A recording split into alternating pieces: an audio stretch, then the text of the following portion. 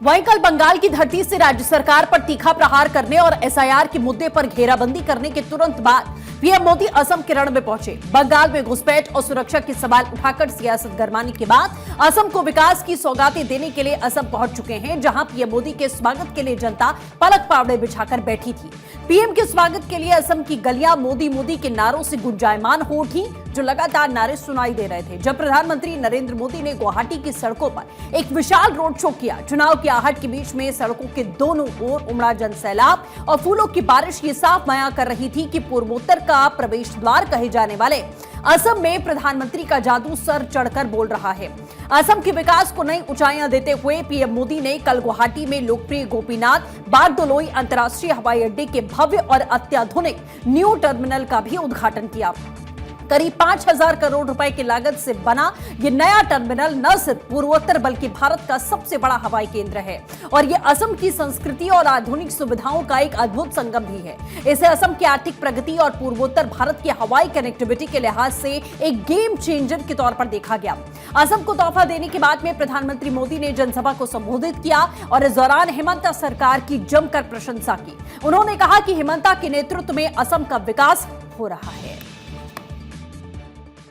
साथियों, आज हेमंता जी की सरकार और उनकी टीम के सभी साथी बहुत मेहनत से असम के संसाधनों को इस गैर कानूनी और देश विरोधी अतिक्रमण से मुक्त करा रही है।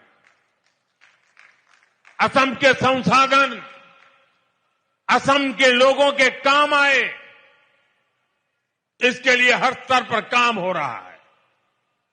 केंद्र सरकार ने भी घुसपैठ रोकने के लिए सख्ती की है। अवैध घुसपैठियों को बाहर निकालने के लिए उनकी पहचान भी कराई जा रही है। वहीं प्रधानमंत्री नरेंद्र मोदी आज असम के डिब्रूगढ़ जिले में 10,600 करोड़ रुपए की लागत वाले ब्राउनफील्ड अमोनिया यूरिया प्लांट की नींव रखेंगे। इससे पूरे इलाके में किसानों को यूरिया आसानी से मिल सकेगी। ये परियोजना क्या है, जान लीजिए। इस परियोजना से किसानों को फायदा होगा, यूरिया आयात घटेगा, रोजगार बढ़ेगा और क्षेत्र की अर्थव्यवस्था भी इससे मजबूत होगी। मार्च में कैबिनेट ने नामरूप में Assam valley fertiliser and chemical company limited unit को मंजूरी दी, जिसका लक्ष्य पूर्वोत्तर में यूरिया उत्पादन बढ़ाना है और जिससे हजारों नौकरियां पैदा होंगी और असम के औद्योगिक ताने बाने को मजबूती मिलेगी।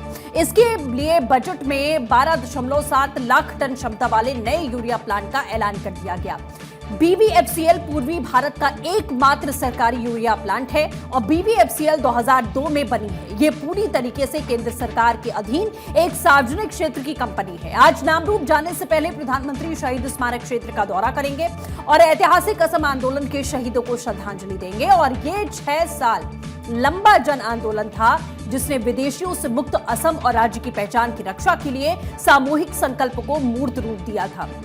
पीएम का ये बैक टू बैक दौरा ये साफ इशारा है कि बंगाल की चुनौती और असम की सत्ता को साधे रखने के लिए केंद्र ने अपनी पूरी ताकत झोंकी है और इसका असर अगले साल दिखेगा, जब विधानसभा का चुनाव होने वाला है।